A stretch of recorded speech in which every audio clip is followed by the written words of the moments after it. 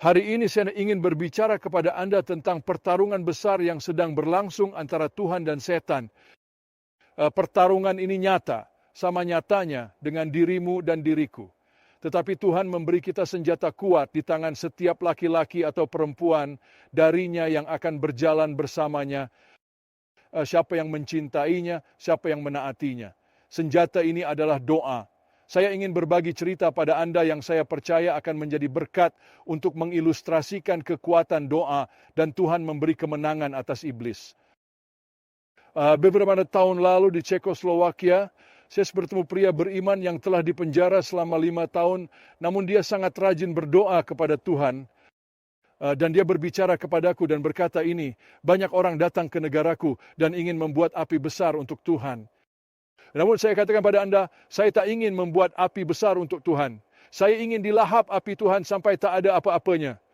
Dan saat aku merasa tak berarti, aku akan melihat kemuliaan Tuhan. Saya sangat terinspirasi oleh pria yang habiskan 5 tahun di penjara karena iman dan cintanya pada Yesus. Yang diajak saya ke jendela dan tunjuk stadion. Dia bilang, saya sudah berdoa. Saya yakin suatu hari Tuhan akan isi stadion itu dengan orang yang cinta Yesus dan menyembah Yesus. Saya terasa enggak berpikir begitu. Bukan di generasi kamu, juga bukan di generasi saya.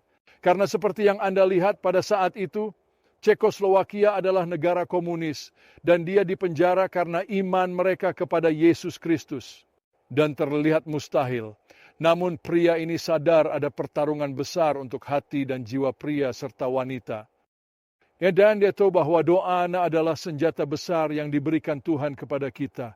Ketika hidup seseorang diserahkan kepada Tuhan dan berdoa, Tuhan akan melakukan hal-hal luar biasa.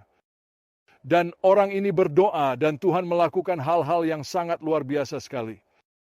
Saya beritahu Anda, Alkitab mengatakan, mereka kalahkan dia tentang setan dengan darah anak domba, apa yang Yesus lakukan di kayu salib, dengan kesaksian mereka tentang apa yang Tuhan lakukan di hati kita.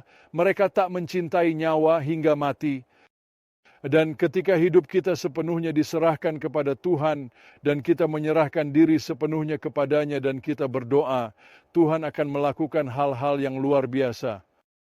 Jadi kalau harus berdoa, Tuhan berikan senjata ampuh, serahkan hidupmu sepenuhnya kepadanya, lalu berdoa dan mencari Tuhan untuk melihat apa yang Dia lakukan.